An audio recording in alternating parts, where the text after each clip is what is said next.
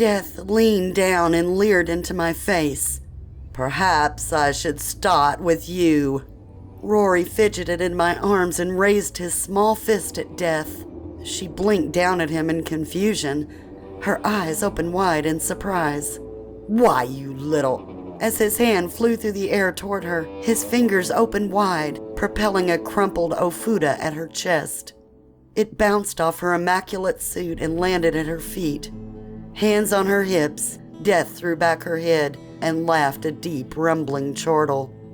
She leaned down and scooped it from the floor. "Did you really think this flimsy piece of paper could stop me?" She slowly unfolded it and dusted the ofuda off. "I am Death. You cannot cheat me. You cannot beat me. I have always been and always shall be. I eat gods for breakfast. And you, a tiny, minuscule human, think that you can... Does he even understand what I'm saying?" She screamed down at Rory, who lifted his face in defiance. "Moira," he whispered loudly. "One!" The paper uncurled itself and a bright light surrounded Death. She unleashed a primal scream of rage as I ran from the house with my brother. "Dante is alive, but where is he? Who took him?" I thought it would be best to file everything away until we were somewhere safe, but what place is safe from even death? "Rory?" I panted. "Where did you get that?" I was still carrying a bit of baby weight, so running for my life with my brother in my arms was not going as smoothly as needed. I could feel my limbs turning into jello and a lack of oxygen catching up to my brain. "Joey gave it to me." He sniffled and began sobbing into my neck, calling for Charlie. Charlie still remained silent.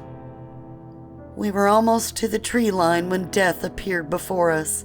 Her nostrils flared out and fires burned in her eyes. "Give that child to me." She held out her hand and stomped her foot expectantly. "Child? Did she want Rory?" Instinctively, I turned to the side, putting myself between them. "Why?" She sighed in exasperation. "He's done enough damage. It will be easier to take him now than later. I've hunted him for a millennia, always tidying up the loose ends he leaves in his wake, stretching and pulling at the fabric of time like a petulant child. I'm done." She spat those last words out like they left a bad taste in her mouth. She took a step closer and her shadow tickled my toes. It snaked up my leg, leaving goose flesh wherever it touched. She flashed me a malevolent grin. "Good girl." Scoldy shimmered into being between us and snatched Rory from my arms. "No, Death. He's just a child." "You can't interfere, Scald. Just hand over the little pest and let's be done with this." "I can, I will, and I won't hand him over." Their accents clashed and clanged like swords, while Scoldy stood tall in her place with death looming over her. "You are the future. You cannot interfere." "Wrong again, Death," she spat. "I am what shall be. I am ever-changing. The moment this little one threw the binding light, the moment Moira ran, both their destinies changed from what they would have been, just as they are changing now." Like that, Scoldy and Rory were gone. I fell to my knees, swallowed by Death's shadow. Charlie had abandoned us, my Dante was missing, and Rory was stolen. I had nothing. From the pit of despair, my heart had plummeted too. I felt rage began to boil up, frothing and churning my gut until it spewed forth a volcano of hurt, hate, and blinding fury. I screamed, a scream like I'd never screamed before. It shattered heaven and buried hell with my wrath. "You bitch! Give them back!" Birds shouted and flew away in droves, and the earth rumbled. I gulped in air to stave off the sobs building in my chest and charged death, beating my fists upon her breast. "Moira, get back!" Luke was suddenly there, late as always, dragging me away. Death looked down on me darkly before smirking. "I see," she said before disappearing. I reared and roared at Luke. "Get thee behind me, Satan!" I'll never forget the look he gave me. It was like I punched him and broke his heart all at once. In a flurry of singed, broken, and bloody wings, he too vanished. Now I was utterly alone. The house was trashed when I finally dragged myself home. The wall was rubble, the furniture smashed. Remnants of what should have been a delightful breakfast littered the floor. Dante's room was in upheaval from Mr. Time tearing through it. Even the great ash tree outside looked wilted. So I did the only thing I knew. I curled into a ball and wept.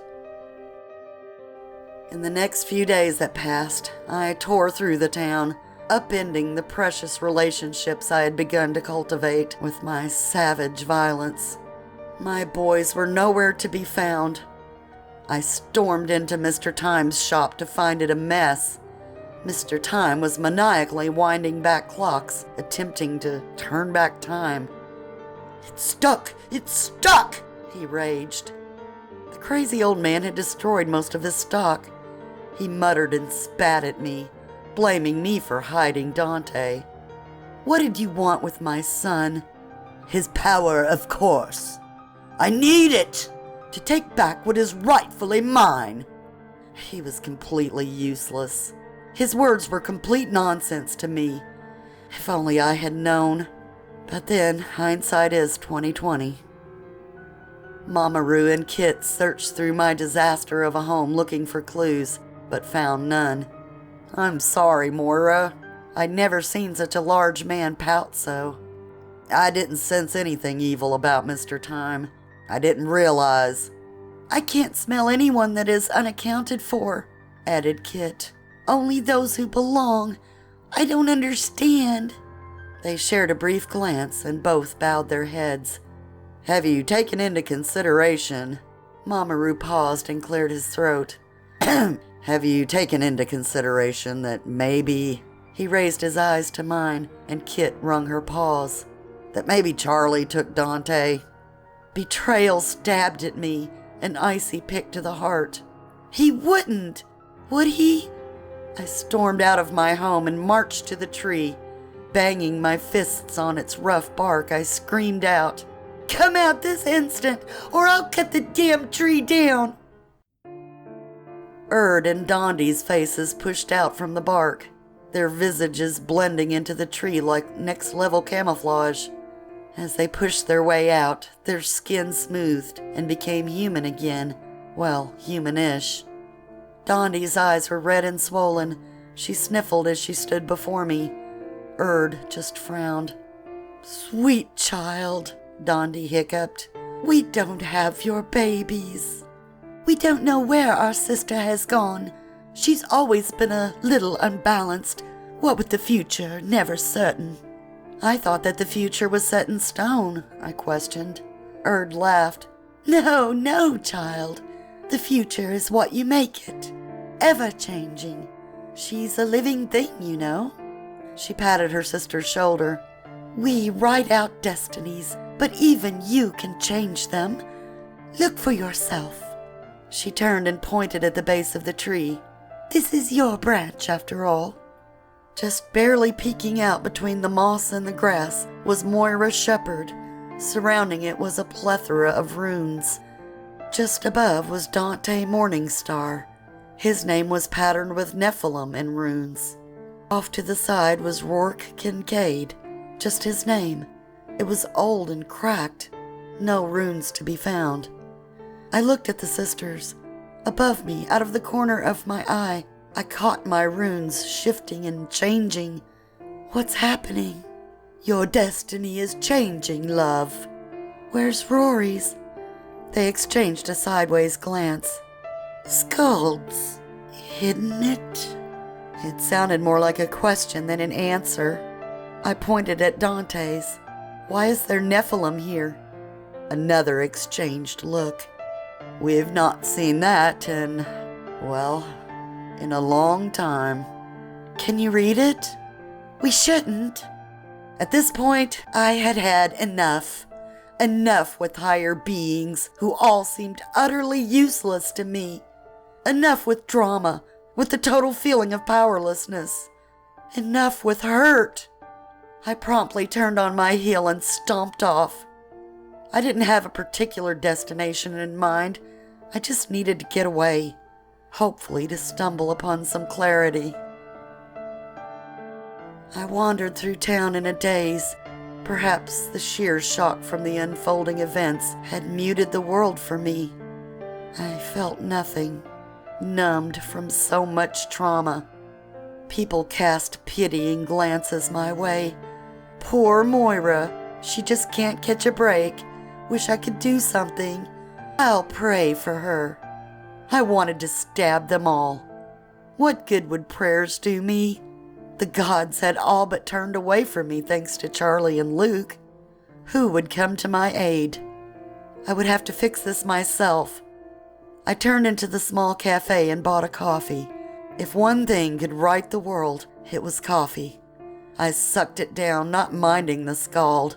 At least I was feeling something. Oh, sweetheart! I hadn't even seen Miss Judy come up. Have you heard anything? The whole town is just beside itself. Officer Brink put out an Amber Alert on your boys, and some of the kids from the high school have been going door to door. I looked up at her, just in time to see Uncle Roar duck into the alley beside the cafe. Miss Judy caught my surprised look and pivoted to see where I was looking. I spilled my coffee and overturned my chair, standing up too quickly. Did you see him? See who? I took off like a shot towards the shadowed alley, screaming for him to wait. The alley was empty, and I found myself once again plodding hopelessly this earth. Now I was hallucinating. I could add it to my long list of what the fuck. I don't know how long I walked for, not even sure the direction, but it was dusk when I came to. My feet ached, and I was physically and emotionally exhausted. I found myself in a field of wheat in the middle of you-know-who knows where, and plopped myself down at the feet of a scarecrow. I don't know what to do, you know? And now I was talking to inanimate objects. But Mr. Scarecrow's silence was refreshing. My son is gone. My brother is gone. Charlie is ignoring me. And I hurt Luke. I don't know why Death wants my Rory, or why Mr. Time wants Dante. And I just can't anymore. Hot tears ran down my face. I wiped at them furiously with dirt-encrusted hands. I even spilled hot coffee all over myself. It's like I can't do anything right. I sniffled some more. Everything I've done was to protect Rory and Dante, and I even fucked that up. Well, all things considered, I think you've got a great track record for handling awful situations. My head jerked up. Who's there? I guess you could say I'm a curious onlooker. I turned and looked up. The Scarecrow smiled down at me with kind eyes. I shrieked and shuffled away from it. He chuckled. Didn't mean to frighten you. Oh my God, I really have lost it. He laughed some more. Yes and no. Yes, I am a god, and I'll be yours for an offering. And no, you haven't lost it. He studied my face. You may not have realized it, but you did call out for help. No one seemed to wish to help, so I thought I might be of assistance. I just blinked at him. Mr. Scarecrow, if he started singing If I Only Had a Brain, I was going to lose my mind. How? I am Kabiko, little Moira, and you have been kind to some of my lost ones. I only thought it fitting to help you, now that you are also lost. Kabiko. Yes, there is much to tell you, but she will soon be here, so I will tell you only that of the utmost importance. The harvest god, the one made of time, he seeks your child to consume him. He no longer wishes to rule the Elysian Islands, home of the blessed dead. Instead, he wishes to use the infant's powers for war, to reascend the throne that once was his. The harvest god? Who? We haven't time. She is almost upon us. She? Death, Moira. Death is searching for you. If you're a god, why do you fear death? He sighed at me and glanced around nervously. She isn't just some reaper. She is death. She keeps order, collecting the souls of unruly gods. There are religions and gods long forgotten because she took them. There is no rebirth if she takes you. I don't know what a human could have done to enrage her so. Just be careful, little one. Try not to anger her more. With the soft whisper of a breeze, Kabiko left me and Mr. Scarecrow returned. I had almost made it home when she found me.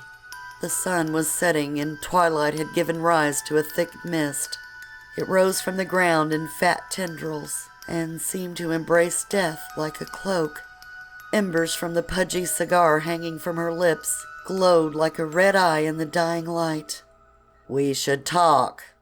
Her voice stopped the cricket's song. I shuddered involuntarily as she came closer. Maybe it was dusk casting its last shadows across her face, but she seemed sharper and harder than before. She clamped a cold hand onto my shoulder, and the whole world swirled away. A familiar fuzzy feeling crept behind my eyes. There was nothing but us and the mist, and she dismissed even that with a wave of her hand. Before us now was a beautiful tapestry. Not a single silken thread was out of place. Do you see this? She gestured towards the bottom where a small ripple appeared in the fabric. The ends of the threads weaving themselves were fraying. Every time he breaks the rules, everything he changes, he frays the silk. She looked towards me like I was supposed to understand. She sighed and took out a very sharp-looking pair of scissors and snipped the frayed ends. The scissors gleamed in the starlight surrounding us. Pointing the scissors at me, she narrowed her eyes. This is your fault. Everything he does for you. I have chased him for hundreds of his lifetimes. He's always a step ahead. He always resets it before I catch him. But I will catch him, and this time I will take him. I have half a mind to make it slow and painful, just as all the time I've wasted on him has been for me. I had so many questions, but my lips wouldn't work. I could only just stare at her in her fancy pinstripe suit with her surprising Boston accent. Before I could utter a word, she released my shoulder, and we were back on Griffin Drive, mere yards from my front door.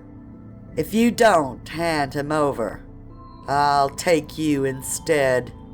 I'll rip you from your mother's womb and tear you limb from limb. You won't go to any heaven or hell. I'll eat your soul myself and trap you with me for eternity. Not even my brother will be able to save you then. Your brother? I stuttered out. She chuckled. Not very bright, are you? I believe you call him Charlie.